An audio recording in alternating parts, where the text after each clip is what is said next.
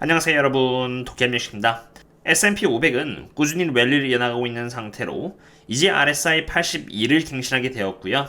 사실 RSI가 80인 이상 언제 조정을 받아도 이상할 것이 없기 때문에 주가가 얼마나 더 오르든 특별히 관심을 가질 필요는 없다고 봅니다.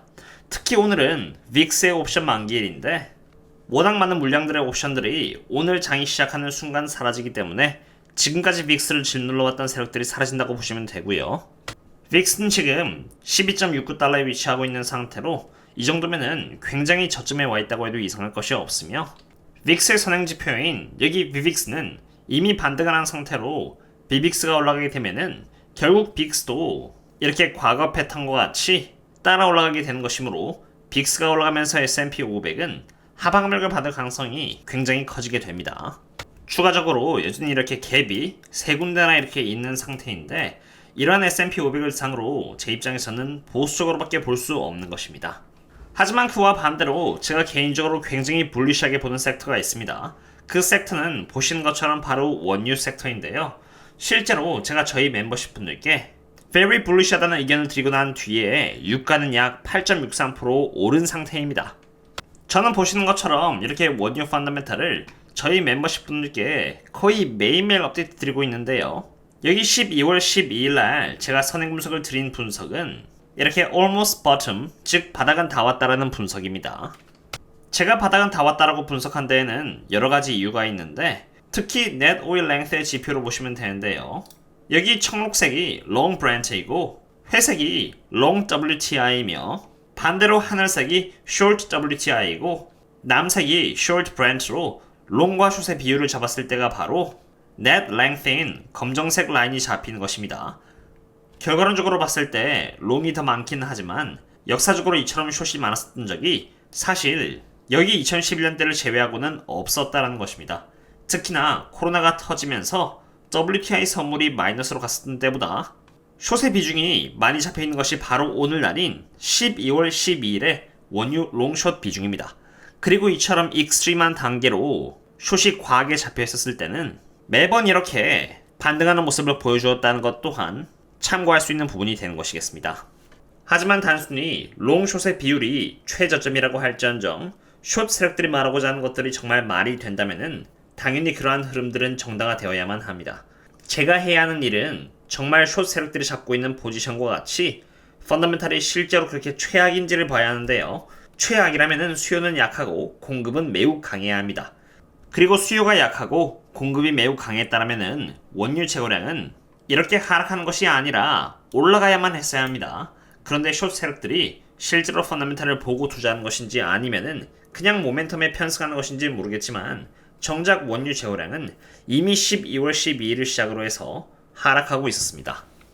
물론 이렇게 떨어졌다가 다시 반등을 할 수 있습니다. 실제로 오늘 EIA에서 발표될 원유 재고량은 저는 개인적으로 약간 반등할 것이라고 보고 있지만 추세적으로 봤을 때는 다시 하락을 이어나갈 것이라고 보고 있는데요. 가장 큰 이유는 사실 수요에서 딱히 문제가 없기 때문입니다.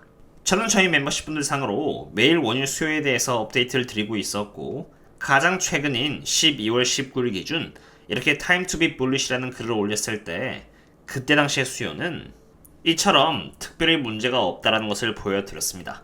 이것은 정제 마진을 보여주는 지표로 크랙 스프레드라고 하는데 원유를 가솔린, 항공유 또는 직유로 정제할 때 정제 마진이 이렇게 강하다는 것은 가솔린과 항공유 또는 직유에 대한 수요가 그만큼 강하기 때문에 정제 마진이 높다는 것으로 수요가 높다는 것을 의미합니다.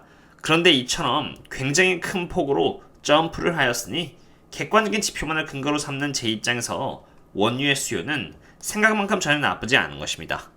게다가 수요가 건강하다는 것은 매크로 관점에서 바라봤을 때도 마찬가지입니다. 이것은 Fed GDP Now에서 발표하는 GDP Forecast인데요. 한때 분명히 이렇게 1%대로 경기가 제법 식는 모습을 보여주었던 GDP가 2.7%대까지 올라갔고요. PCE는 3%까지 반등을 해주었습니다. 그리고 이로써 노미널 기준 성장률은 무려 5.7%까지 올라와 주었는데 이것은 미국의 경제가 생각 이상으로 정말 강하다는 것을 의미합니다. 경제가 강한데 원유에 대한 수요가 오히려 오르면 올랐지 떨어질 것이 없는 것입니다. 그리고 정말 감사하게도 연준이 직접 FOMC 회의 때 소프트 랜딩에 대한 가능성을 언급하였고 경기 침체의 확률은 적다라고 말을 하면서 유가가 올라갈 수 있는 여지를 주었습니다.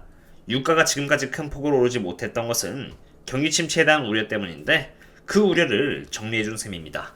참고로 방금도 주도주 섹터 로테이션의 흐름과 원유 펀더멘탈이 시간에 따라서 강해지고 있다는 지표를 업데이트 드리면서 숙제를 공유 드렸는데요. S&P 500은 제가 봤을 때 RSI가 80 이상인 등 아슬아슬하다고 할지언정 그것 외로 어떤 섹터나 어떤 기업들이 저평가되어 있는지를 알고 펀더멘탈이 어떻게 개선되어 가는지에 대한 흐름을 안다면은 언제든지 로테이션을 돌리면서 수익을 꾸준히 갱신할 수 있습니다. 그러한 부분에 대해서 꾸준히 업데이트를 받고 싶으시다면 여기 멤버십 또한 참고해 주시면 좋을 것이라고 봅니다. 멤버십 분들 상으로는 제가 매집하는 종목이라던가 매수를 할 때 또한 공유를 종종 드리고 있는데 유가가 올라간다는 부분은 원유식을 투자하고 있는 사람을 대상으로나 좋은 것이지 사실 다른 종목을 대상으로 투자하고 있는 분들께는 그렇게 좋은 것은 아닙니다. 왜냐하면 보시는 것처럼 유가가 올라간다는 것은 10년 국채금리가 올라간다는 것을 의미함과 동시에 인플레이션 지표인 CPI가 반등한다는 의미이기 때문입니다. 잘 보시면은 여기 유가와 주황 색깔인 10년 국채금리는 그 흐름을 함께 하되 유가에 비해서 약간 반응이 느리다는 것을 볼 수 있는데요. 최근 들어서 이렇게 유가가 8% 넘게 상승을 했기 때문에 10년 국채금리도 그에 뒤따라서 충분히 반등할 수 있으며 게다가 여기 10년 국채금리의 차트를 보시면은 여기 이렇게 RSI는 30이므로 반등을 해도 전혀 이상할 게 없는 것입니다. 그리고 여기 10년 국채금리에서 이렇게 달러의 흐름을 접목시켜서 보시면은 주황 색깔의 달러 또한 10년 국채금리와 매우 밀접한 상관관계를 갖고 있다는 것을 볼 수 있습니다.